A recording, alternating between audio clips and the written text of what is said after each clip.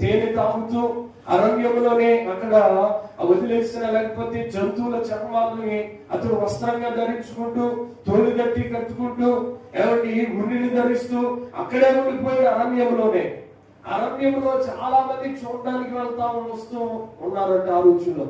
అరణ్యాలకి వెళుతూ వస్తున్న సందర్భంలో అరణ్యంలో గొప్ప శుభవార్త వినబడ్డది ఒక రోజున. ఆ శుభవార్త ఏంటో తెలుసా?